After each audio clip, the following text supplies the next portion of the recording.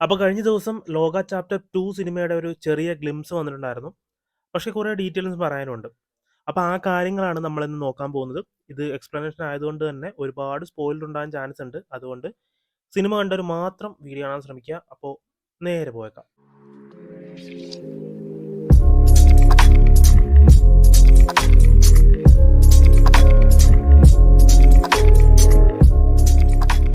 അപ്പോൾ ലോക ചാപ്റ്റർ 2 എന്ന് പറയുന്ന സിനിമയിൽ ലീഡ് റോൾ ടൊവിനോ ആണെന്ന് എല്ലാവർക്കും അറിയാലോ. പക്ഷേ ഞാൻ വിചാരിച്ചിരുന്നത് ക്രെഡിറ്റ് സീനിൽ കാണിക്കുന്ന മുടി വളർത്തിയ ചാത്തനുമായിട്ട് വലിയ പ്രശ്നമൊന്നും വരാൻ സാധ്യതയില്ല എന്നാണ്. കാരണം ചാത്തന്മാരാണല്ലോ എല്ലാം. പക്ഷേ ഈ ഒരു വീഡിയോയിൽ അങ്ങനെയല്ല പറയുന്നത്. എൻ്റെ ചേട്ടൻ പുറത്തിറങ്ങിയിട്ടുണ്ട്. പുള്ളി എൻ്റെ അത്ര ഫൺ അല്ല. മൂത്തോനെയും എന്നെയാണ് അവന് വേണ്ടതെന്നാണ്. ഓൾറെഡി നമ്മുടെ ഡയറക്ടർ തന്നെ പറഞ്ഞിട്ടുണ്ടായിരുന്നു. ലോക സിനിമാറ്റിക് യൂണിവേഴ്സിൽ ഏറ്റവും പവർ കുറഞ്ഞത് നമ്മുടെ കല്യാണിയുടെ നീലി എന്ന ക്യാരക്ടറാണ്. മേ ബി ഏറ്റവും പവർ കൂടിയത് മൂത്തോനായിരിക്കും. ആ ഒരു മൂത്തോനോട് തന്നെ മുട്ടാൻ തയ്യാറായി നിൽക്കുന്ന ചാത്തനെയാണ് നമ്മൾ കാണാൻ പോകുന്നത് ചാപ്റ്റർ 2-ൽ. പടം തിയേറ്ററിൽ കണ്ടപ്പോൾ ആ കാണിക്കുന്ന ചാത്തൻ ശരിക്കും വില്ലനായിരിക്കും എന്ന് വിചാരിച്ചതേ ഇല്ല. ബട്ട് ഈ വന്ന വീഡിയോ കണ്ടിട്ട് നമുക്ക് പറയാൻ പറ്റുന്നുണ്ട് ചാപ്റ്റർ 2-ലെ വില്ലൻ ഈ ഒരു ചാത്തൻ തന്നെ ആയിരിക്കുമെന്ന്. എന്തൊക്കെയാണ് ചാപ്റ്റർ 2-ൽ വരാനിരിക്കുന്നതെന്ന് നമുക്ക് നോക്കാം. ഇതിന്റെ ടൈറ്റിൽ എഴുതി കാണിക്കുമ്പോൾ ഉള്ള ഡിഫറൻസ് നിങ്ങൾ ശ്രദ്ധിച്ചായിരുന്നോ? തലതിരിഞ്ഞാണ് ലോക എന്ന ടൈറ്റിൽ ചാപ്റ്റർ 2 എന്ന് എഴുതി കാണിക്കുന്നത്. ബട്ട് ഫസ്റ്റ് പാർട്ടിൽ അങ്ങനെയൊന്നുമില്ല. നേരെ വരുന്നൊരു ടൈറ്റിൽ. അതിലായിട്ടൊരു കത്ത് റെഫർ ചെയ്യുന്നുണ്ട്. അതായത് കല്യാണിയുടെ ആയുധം. അതുപോലെ തന്നെ ഈ ഒരു ടൈറ്റിലും അവർ കാർഡ് കൊടുത്തിട്ടുണ്ട്. മേ ബി നമ്മുടെ ടൊവിനോയുടെ ഒരു ആയുധം എന്ന രീതിയിലായിരിക്കും കൊടുത്തിരിക്കുന്നത്. മറ്റേ കാർഡ്സ് കാണിച്ചിട്ടില്ലേ? ലോക ചാപ്റ്റേഴ്സിൽ മെയിൽ ലീഡ്സിന്റെ ഒരു റെഫറൻസ് ടൈറ്റിൽ കാർഡ്സിൽ കാണിക്കുന്നുണ്ട്. അപ്പോൾ നമുക്ക് ഇതിൽ വരുന്ന ചാത്തനെ കുറിച്ച് പറയാം.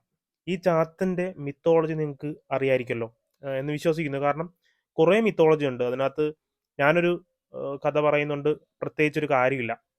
ഒരു കാര്യം അറിഞ്ഞിരിക്കേണ്ടത് 390 ചാത്തന്മാരുണ്ട്.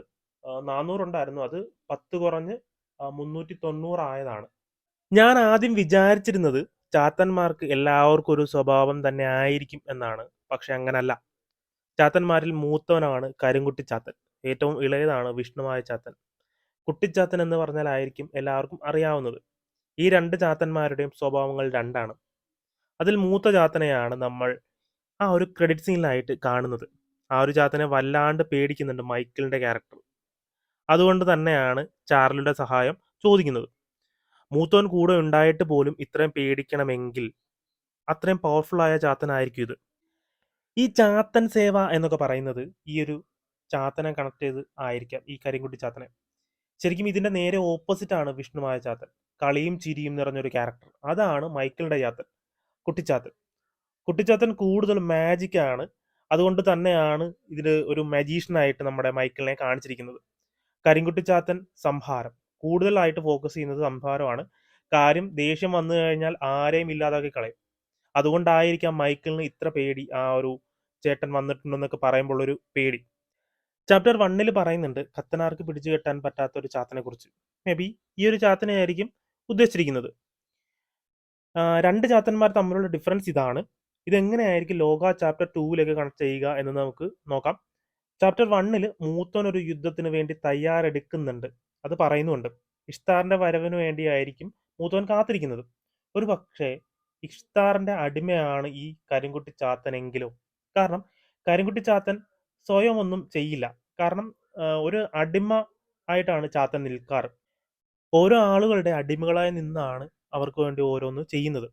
ഇനി മൂത്തോനെ അന്വേഷിക്കുന്ന കാര്യം നമുക്ക് മനസ്സിലാക്കാം. പക്ഷെ എന്തിനാണ് മൈക്കിളിനെ അന്വേഷിക്കുന്നത്? ഒരുപക്ഷെ മൂത്തോൻ എവിടെ ഉണ്ടെന്ന് അറിയാവുന്നതും അവരുടെ കണ്ണിൽ പെടാതെയും സംരക്ഷിച്ച് നിർത്തുന്നതും കുട്ടിച്ചാത്തനായ ടോവിനോയുടെ ക്യാരക്ടർ ആയിരിക്കാം. മഹാവിഷ്ണുവിന്റെ രൂപം കെട്ടി ശിവനെ കാണാൻ പോയ ഒരു കഥയും കുട്ടിച്ചാത്തന് കുറിച്ചുണ്ടല്ലോ. ഇഷ്താറിന്റെ ആളുകൾക്ക് മൈക്കിളിന്റെ മായ കാരണം മൂത്തോനെ കണ്ടുപിടിക്കാൻ പറ്റുന്നുണ്ടാകില്ല. അതുകൊണ്ടായിക്കൂടെ മൈക്കിളിനെയും മൂത്തോനെയും കണ്ടുപിടിക്കാനായിട്ട് കരിങ്കുട്ടി ചാത്തനെ അയച്ചത്. ഇവർ രണ്ടുപേരും കൂടെയുള്ള ഒരു ഫൈറ്റ് ആയിരിക്കും ചാപ്റ്റർ 2. പക്ഷേ മൂത്തോനെ കാണിക്കും എന്ന് തോന്നുന്നില്ല. ക്യാമിയോട്ട് എന്തായാലും ദുൽഖറിന്റെ ക്യാരക്ടർ കാണും, ഒടിയൻ. ചിലപ്പോൾ നീലിയും കാണും. പിന്നെ വേറൊരു കാര്യം പറയാനുള്ളത്, ഈ ചാത്തന്മാരെ പോലെ തന്നെ ഒടിയന്മാരും കാണില്ലേ കുറെ. സെക്കൻഡ് പാർട്ടിലെ പോലെ തന്നെ ഒടിയന്മാർ കുറെ ഉണ്ടെന്ന് കാണിച്ചാണ് സെക്കൻഡ് പാർട്ട് എൻഡ് ചെയ്യുന്നതെങ്കിൽ നന്നായിരിക്കും.